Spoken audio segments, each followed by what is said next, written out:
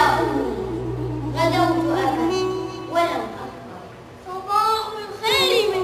صباح الخير من مدريد، ما أخبارها الفلا بها أوصيك يا أماه. تلك الطفلة الطفلة فقد كانت أحب حبيبة لأبي، يدللها طفلتي ويدعوها إلى فنجان قهوته ويسقيها ويطعمها ويأمرها برحمته.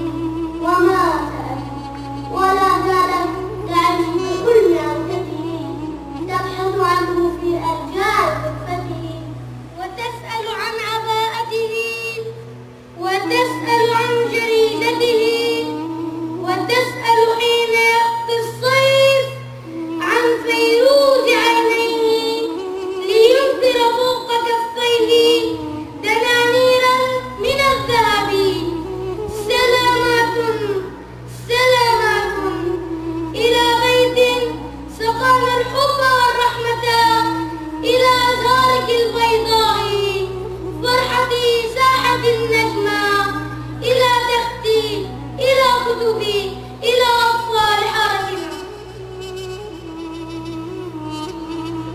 أشقانا ملأناها بفوضى من كتابتنا، إلى قصص كسولات تنام على مشارفنا، وليلكة معرسة على شباك جارتنا.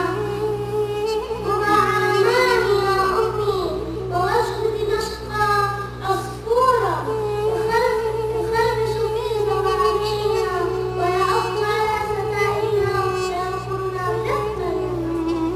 مضى عاماني يا أمي وليل دمشق فل دمشق نور دمشق تسكن في خواطرنا، مآذنها تضيء على مراكبنا، كأن مآذن الأموي قد زرعت بداخلنا، كأن مشاتل التفاح تعرف في ضمائرنا، كأن الضوء والأحجار جاءت كلها معنا.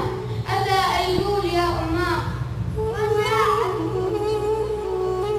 يحمل لي هداياه ويترك عند نافذتي مدامعه وشكواه. أتى أيلول، أين دمشق؟ أين أبي وعيناه؟ أين حرير نظرتي؟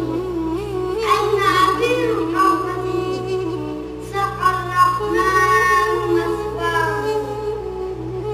أين رحاب منزلنا الكبير؟ أين رحاب منزلنا الكبير؟ وأين نعماه؟ وأين مدارج الشمشير تضحك في زواياه؟ وأين طفولتي فيه يجرجر زيد خطبي وآكل من عيشتي وأقطف بالبنجان.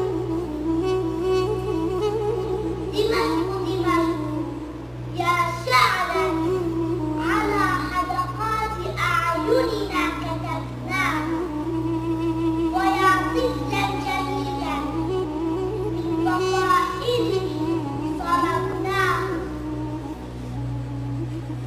جثونا عند ركبتي ودبنا فيه